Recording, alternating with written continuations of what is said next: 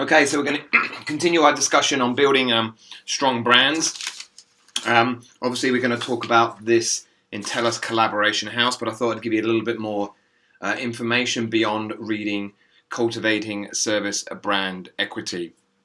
Again, we've looked at some very good examples already of strong brands. Costco, Amazon, and New Zealand. I think we're all excited about some of the examples that we looked at and the possibilities for TELUS. And obviously Commonwealth Bank was a very strong brand that was mainly built through providing brand meaning through the customer experience.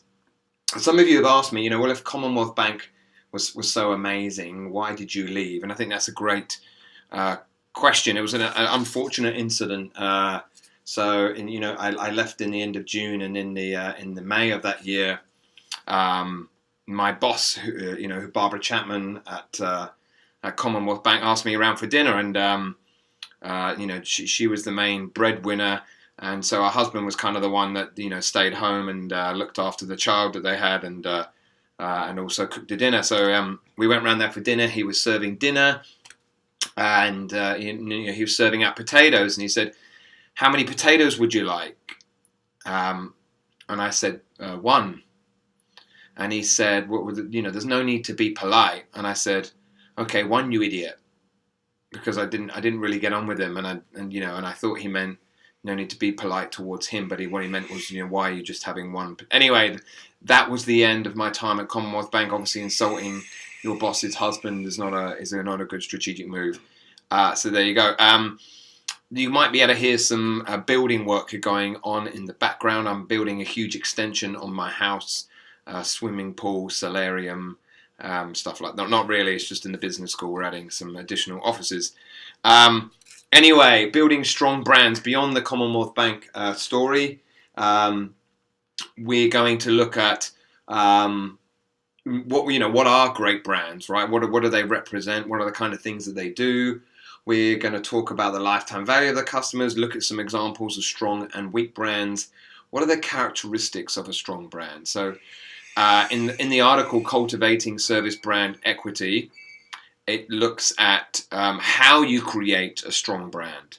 So, create the emotional connection, internalize your brand, dare to be different, determine your own fame. But what does a strong brand actually look like? And that's what we're going to look at, the characteristics.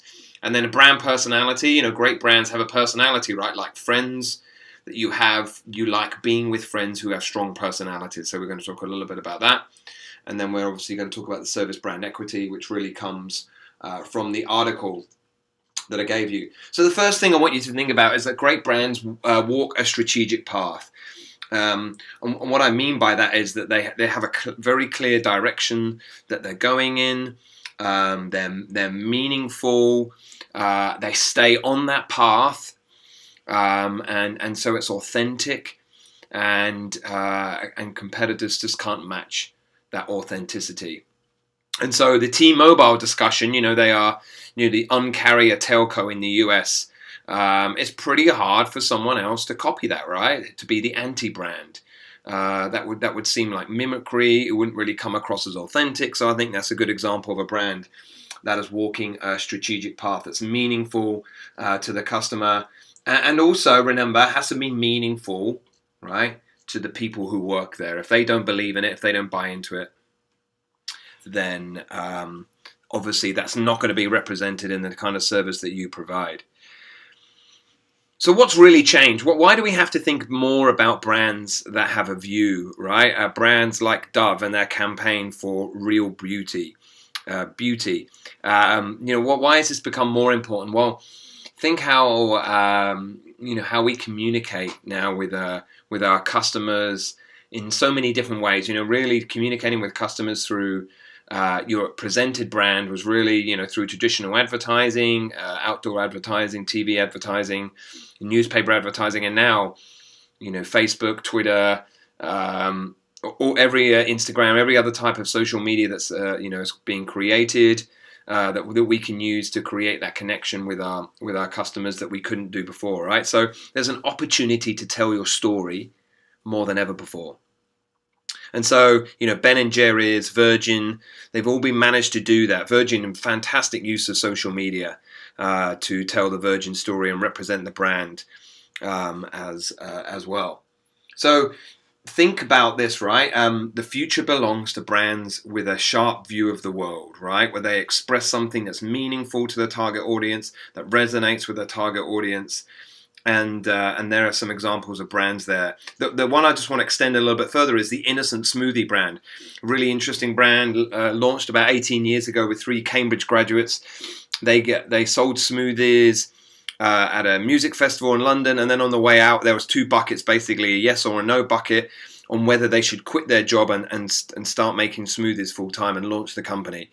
And of course the answer is that most people put their bottles in the yes rubbish bin and rubbish, and so they quit their jobs and started Innocent Smoothie Company, which has been a phenomenal success. But the interesting thing about the Innocent Smoothie brand is that they've created these very strong values, which they then play out in everything that they do. Be natural, be entrepreneurial, be generous. Particularly be generous to the environment and the communities in which you live as well, right? And then they create this very edgy brand that presents a strong view of the world, and then they really try and live that out in terms of how they treat their customers, but also in terms of the dialogue they have with their customers as well. So here's a couple of examples, some interesting advertising that they've done. Buy one of these, container a smoothie, and we'll plant one of these, right? And then the other ad, which is very interesting, which is basically, here's what you can buy our smoothie for, and here's the cost of buying the ingredients and making it yourself, right? Very interesting way of representing the value for money that you're creating with your customers. And then they carry that on. They try and do guerrilla marketing. They're not trying to use the normal channels. You see the car. You see, when they're in the community, when they're representing at public events, and the advertising that they do, right? It's all a little bit edgy and a little bit different, and really daring to be different, and not only in the fact that they are different in terms of what they're doing, but also in how they're presenting themselves as well. All of this is based around the idea of a lifetime value of customers. That ultimately the idea of a brand is to extract value from your customers, right? That you grow your business, that TELUS is more successful, right? Branding is not a sort of a process that we just go through, right? There has to be an end, and the means to an end is increasing lifetime value of customers. So the whole idea is that when we see a customer, we don't see them as one-off transaction. We see them as a future revenue flow, maybe for 20 years. So the research was kicked off about 20 years ago, and it was published in Harvard Business Review. And they looked at the lifetime value from automobiles, pizza restaurants, orange juice retailers, and obviously when you think about the value they can provide in the long run, it looks very different to the money you can make from one particular a year or month, or even one transaction with a customer. It changes your whole mindset in how you deal with them. The research also showed that what they did is they did an analysis of revenues customers brought in and the cost of those customers over 7 years, and they did banking customers, laundry, credit cards, and a few other industries, and they examined the profitability of these customers over time. And what they found in the first year, customers generally make the company a loss, right? Because there are acquisition costs, right? Advertising and the work that's required to sign up a customer. But then over time, if customers are happy, they'll spend more and more money with you. So the blue bar is additional purchases. If they're happy, they'll refer you. They pay a price premium because they're not looking for the lowest price. And what they found is that people's lifetime value grows because they refer you and they buy more, and they're easier to serve as well, right? And that's the idea of a strong brand, that people will recruit customers for you. They'll stay longer. They'll buy more. And that what this means, right, is that if if we can reduce our defection rate, and we talked about this in the residency, if you can reduce your defection rate from say 10% a year to 5%, then your average lifetime value goes up from 10 years to 20 years, right? And think about all the additional income you get over those 10 years, and the fact that they're also growing within that extra 10 years as well. So brand equity. So what we talked about is, we've talked about how you create a strong brand, right? Those 4 dimensions from the article. But what are the outcomes of a strong brand? So we're looking for 4 things, right? And again, think about brand personality, someone who has a strong personality, who you want to be with, and that's what we're trying to create with a company brand. So first of all, you've got to be familiar with them, right? If you're not aware of that brand, if you've never heard of that brand, well, of course you can't buy them, right? So we've got to keep our brand in the top of the minds of our customers, right? Familiarity and awareness, but also then they have to have favorable perceptions, right? So like with Rogers and Bell, customers might be aware of Rogers and Bell, but they might have unfavorable perceptions. So it has to be favorable. They have to think positive things, right, about that brand. They're reliable, right? They're fun brand. And then strong, right? You could be familiar with a brand and you might like them, but it's a relatively weak perception of that brand, right? You don't really, they're not top of mind in terms of those favorable characteristics. You don't instantly think of them as being a brand that represents a sharp view of the world. And then it has to be unique, right? They could be favorable, they could be familiar, it could be strong, but it still might not stand out from the competition, right? So that 4th dimension of uniqueness, which is the really critical part of segmentation, targeting, and positioning. Can we position ourselves continually away from the competition? And that, of course, is what T-Mobile are trying to do. Okay, so also again, think of a brand as a person. The kind of people that you want to spend time with are fun, they're reliable, they have strong personalities, they're responsive, and that's exactly what we're trying to do with the TELUS brand as well, right? You should see it as a personality in its own right. So maybe just spend some time thinking about brands that you think are strong, right? And we kind of talked about this in the residency, and we talked about Starbucks. I might not like Starbucks, and who will ever forget the Starbucks joke, right? But at the end of the day, they have very loyal customers. They are, think of the 4 characteristics we've just talked about. Are they unique? Absolutely. Do people have strong, favorable perceptions of them? Yes. Are people aware of them? Absolutely, right? So even though not all of us gravitate towards that brand, they still definitely have a strong brand. It's hard to deny that, right? And again, think of Air New Zealand. They have all of those characteristics as well. And Rogers, right? Is it a weak brand? I would say so, right? Or at least people might have strong perceptions of them, but they're relatively unfavorable as well, right? But what other brands can you think of out there that have weak perceptions that people don't really talk about them? So I think Royal Bank of Canada, right? They're okay, right? If somebody said, "What do you think of them?" What kind of attributes come to mind? I'd be, reliable. Maybe it'd be hard to come up with anything that would really resonate with me as in terms of distinctive personality. Again, authenticity is absolutely critical here. I'm not sure this is a great example. It's a fun example. So Yorkie, which is a chocolate bar in the UK, has always been known to be like a masculine brand, but they took it one step further a few years ago when they basically said, Yorkie is not for women, right? That was their kind of marketing campaign.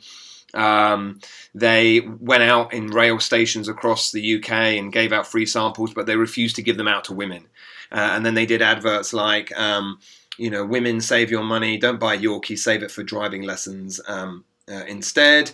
And there was lots of, some people saying, sue Yorkie bar, and it created a lot of negative press, but it got a lot of press, right? So, again, it depends on what you're trying to achieve, but that's kind of an amusing approach.